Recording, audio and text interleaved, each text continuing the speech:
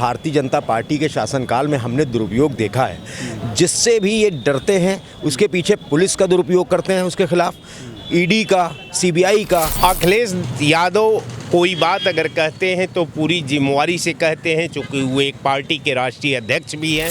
तमाम ऐसे लोग हैं टॉप 10 अपराधी जिनके ऊपर 150, 200 मुकदमे हैं, उनकी लिस्ट नहीं जारी कर रही है भाजपा। बीजेपी के अंदर सारे धुले हुए हैं, उनके अंदर कोई भी जो है ऐसा आदमी नहीं होगा जिसके ऊपर ईडी की या किसी भी तरह कार्रवाई की जरूरत हो। नमस्कार, TM24 में स्वागत है आपका। आज का जो मुद्दा है वो मुद्दा ये है कि अखिलेश यादव ने कहा है, समाजवादी पार्टी मुखिया अखिलेश यादव ने कहा है कोलकाता में कि बीजेपी जिससे डरती है उसके ऊपर ईडी और सीबीआई जांच लगा देती है। क्या सही बात है? ऐसा लग रहा है आपको भी? चलिए लोगों से पूछते हैं। ये जो अखिलेश यादव ने कहा है कि बीजेपी जिससे डरती है उसके ऊपर ईडी और सीबीआई लगा देती है। जी बिल्कुल, जिस तरीके का भारतीय जनता पार्टी के शासनकाल में हमने दुरुपयोग देखा है, जिससे भी ये डरते हैं उसके पीछे पुलिस का दुरुपयोग करते हैं, उसके खिलाफ ईडी का, सीबीआई का, और इनके पास कोई और हथकंडा है नहीं। सीधी बात है। अब जाहिर बात है कि किसी को फंसाना है, कोई सच बोल रहा है, यानी आपको बोलना नहीं है। इनका सिद्धांत ये है कि आप अगर बोलेंगे तो आपके खिलाफ कोई ना कोई कार्रवाई हो जाएगी, आपके खिलाफ मुकदमे दर्ज हो जाएंगे, आपको जेलों में डाल दिया जाएगा। और इसके ना जाने कितने प्रमाण 2014 से लेकर आज तक हम देखते चले आ रहे हैं कंटिन्यू। तो क्या बोलेंगे? क्या मायावती इसी वजह से चुप बैठी हैं? क्या उनका उस तरह से वो बूम उनका दिखा नहीं? कैसे बूम एक राजनीतिक थी वो, उनका विधानसभा में भी वैसे आ नहीं पाए उस तरह। क्या लगता है यही चीज़? नहीं, बिल्कुल। देखिए कि वो एक दलित की बेटी नहीं, उससे ज़्यादा वो दौलत की बेटी थी।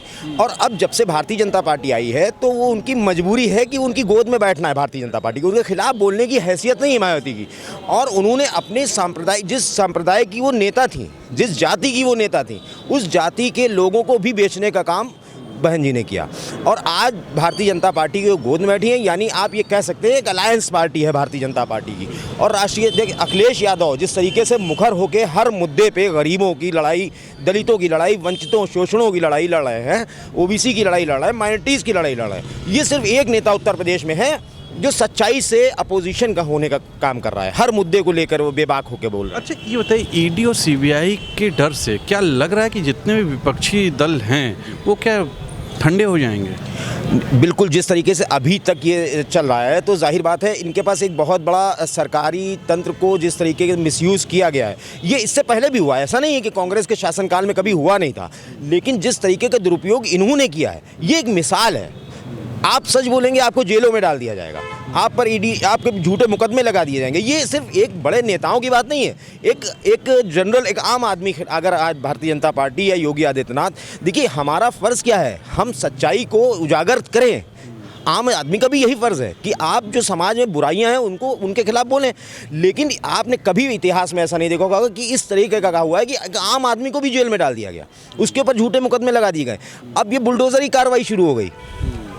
अपराधी कौन है, किसका क्या मामला है, लेकिन आप किसी का भी घर तोड़ दे रहे हैं। तो यानी कि आप कोर्ट को, अदालत को, यानी संविधान के दायरे में रहकर कोई काम करना ये नहीं है, ये तो खुली गुंडई है। क्या लगता है आपको? देखिए अखिलेश यादव कोई बात अगर कहते हैं तो पूरी जिम्मेवारी से कहते हैं, चूँकि वो एक पार्टी के राष्ट्रीय अध्यक्ष भी हैं, विपक्ष के यहाँ सदन में नेता भी हैं। अब उन्होंने संदर्भ क्या लिया है, कहाँ से, किस कारण से उन्होंने इस बीजेपी के गिरबान पर हाथ डालने का प्रयास किया है, ये लाजमी भी है और समय की पुकार भी है। हमारे समझ से अब तक 8 साल 9 साल केंद्र की भारतीय जनता पार्टी की सरकार रही और लगभग 6 साल के लगभग उत्तर प्रदेश में सरकार रही। इसका एक भारतीय जनता पार्टी के नेता के यहाँ न कभी सीबीआई छापा मारा, न ईडी छापा मारा, न कोई भारतीय जो एजेंसियां हैं सरकार की, किसी ने छापा नहीं मारा। लेकिन पूरे देश का आप अवलोकन करेंगे विपक्ष के नेताओं पर, तो सारे विपक्ष के नेताओं पर ही ईडी कार्य करती है। जिस नेता को ये टारगेट में लेते हैं उन पर ईडी भेज देते हैं, उन पर सीबीआई लगा देते हैं। अभी देख रहे हैं कि लालू प्रसाद यादव जी का लड़का परिवार पर इनका उत्पीड़न जारी है। तो ये भाजपा के लिए कोई नई बात नहीं है।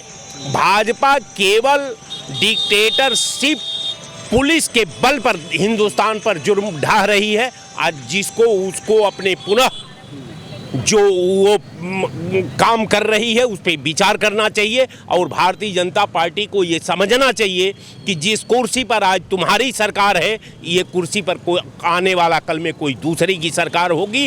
अब वो तुम्हारे साथ वही व्यवहार करेगा जो आप दूसरे के साथ किए।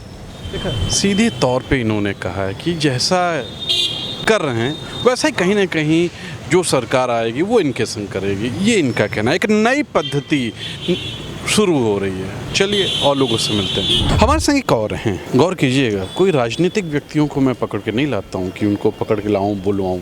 ये आम नागरिक हैं जो मुझे मिलते हैं, जैसे आप कभी भी मिल सकते हैं, मुझे बात करते हैं। ये अखिलेश यादव ने कहा है कोलकाता में अभी कि भाजपा की सरकार या भाजपा जिससे डरती है उसके ऊपर ईडी और सीबीआई लगा देती है। क्या सही बात है? अभी तक तो जितना भी पिछले 5-6 साल में देखा गया है, विपक्ष के नेताओं के अलावा सत्ता पक्ष के किसी एक नेता के ऊपर अगर सीबीआई और ईडी का कार्रवाई हुआ होता तो मुझे लगता है कि ये बात झुटलाई जा सकती थी। बीजेपी के नेता तो बहुत शरीफ ईमानदार है ना। हाँ, वो इसलिए ईमानदार हैं कि येदियुरप्पा जी को स्वयं अमित शाह जी ने भ्रष्टाचारी घोषित किया था। हेमंत विश्वकर्मा जो इस समय आसाम के मुख्यमंत्री हैं, जो कांग्रेस से गए, उनको उन्होंने पता नहीं कौन कौन से घोटाले के तहत दुनिया भर की कहानी बताई। जो मुकुल राय आज की डेट में उनके यहाँ हो करके वापस टीएमसी में वापस पहुँच गए, शारदा नारदा घोटाले का उनको बहुत बड़ा आरोपी बनाया था। उसके बाद में उनके यहाँ पहुँचे तो सारे केसेस उनके बंद कर दिए।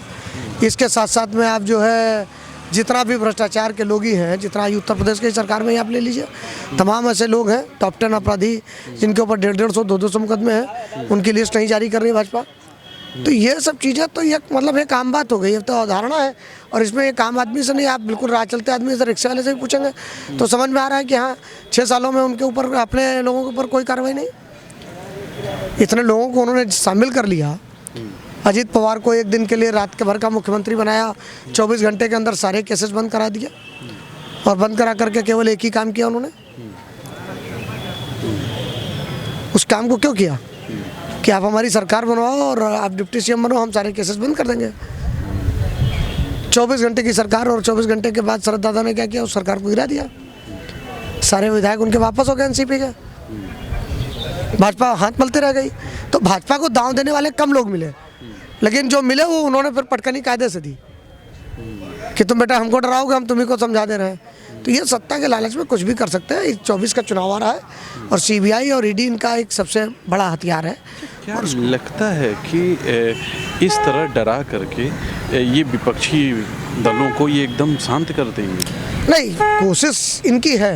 ये तो विपक्ष को अगर मुखर होकर के विरोध करना है तो जेल जाने से नहीं डरना चाहिए, मैं तो ये मानता हूँ।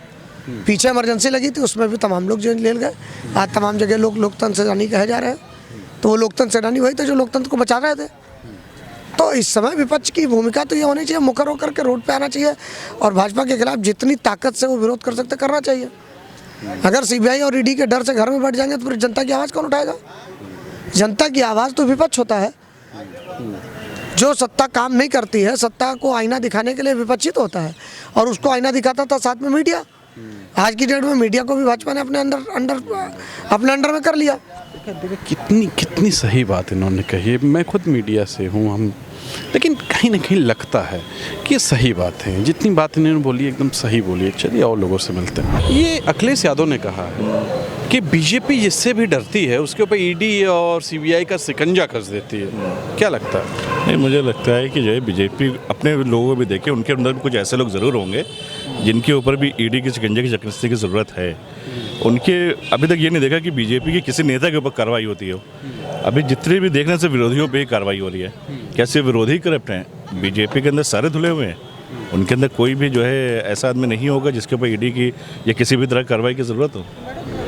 तो मुझे लगता है कि विरोधियों को और अपोजिशन को दबाने के लिए और लोगों को डराने के लिए ही ये जो है इस तरह की कार्रवाइयाँ हो रही हैं। आपको एक जानकारी दे दें, अभी सुप्रीम कोर्ट ने अखिलेश यादव के ऊपर एक शिकंजा कसा था सीबीआई ने, उसको सुप्रीम कोर्ट ने क्लीन चिट दे दी।